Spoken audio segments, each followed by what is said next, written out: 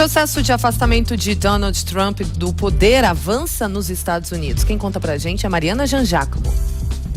A Câmara dos Deputados dos Estados Unidos aprovou 2 artigos de impeachment, ou seja, acusações formais contra Donald Trump nesta quarta-feira. Ele permanece na presidência dos Estados Unidos enquanto o processo segue para a próxima etapa, que é um novo julgamento no Senado. A votação aconteceu conforme o que já era esperado. Republicanos votaram contra o processo e democratas votaram a favor. Apenas 3 deputados da oposição não votaram com o partido e foram contra a recomendação dos artigos ao Senado. A acusação de abuso de poder teve 230 votos a favor e 197 contra. Já a de obstrução do Congresso teve 229 votos a favor e 198 contra. A sessão em Washington durou 9 horas. Fora do Congresso, um grupo de manifestantes fez um protesto a favor do impeachment, com faixas e cartazes pedindo pela saída de Trump do cargo. Enquanto a Câmara votava, Trump fazia um evento de campanha pela reeleição em 2020 no estado de Michigan.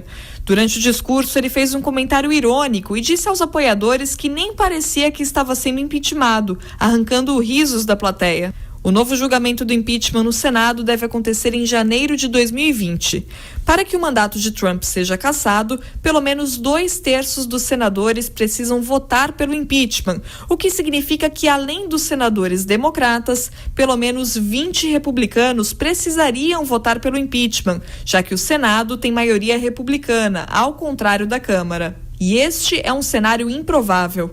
Trump ainda tem muito apoio dentro do partido. O líder da maioria republicana no Senado, Mitch McConnell, já disse que quer um julgamento curto e sem a convocação de novas testemunhas, ao contrário do que os democratas queriam.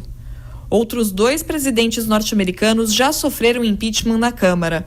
No século XIX, Andrew Johnson foi inocentado pelo Senado, assim como o democrata Bill Clinton na década de 1990.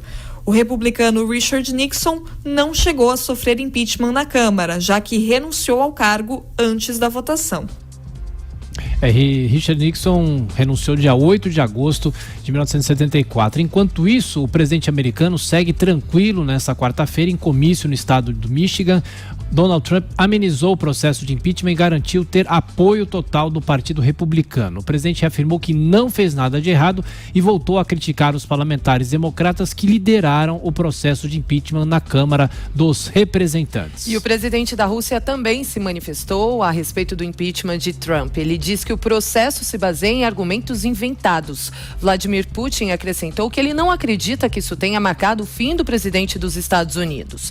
O russo ressaltou que é pouco provável que o Partido Republicano dê apoio ao impeachment no Senado. Putin descreveu os eventos no Congresso norte-americano como simplesmente a continuação de uma luta política interna entre democratas e republicanos. O russo afirmou que Trump só está sendo acusado de pressionar a Ucrânia porque os democratas não conseguiram encurralá-lo com as alegações de que Moscou interferiu nas eleições presidenciais que o levaram ao poder. E aí, Constantino, você acredita que isso possa mesmo acontecer? É um filme sem graça porque a gente já sabe o final. O Senado não vai dar continuidade, prosseguimento ao impeachment e não deveria. É muito fraco o embasamento, tanto é verdade que os democratas não tiveram coragem sequer de acusar o presidente de um crime. Eles estão falando de abuso de poder, algo mais vago, e de obstrução ao Congresso, o que chega a ser ridículo, né? Eles procuram um pretexto para retirar o Trump da Casa Branca antes mesmo de Trump assumir o governo, né? E tentaram por 2 anos investir na narrativa de conluio com os russos e não encontraram nada após o relatório Miller. E agora pegaram numa conversa com o presidente da Ucrânia, Zelensky, o pretexto catando muito pelo em ovo. É óbvio que ali é quase um teste de rochar.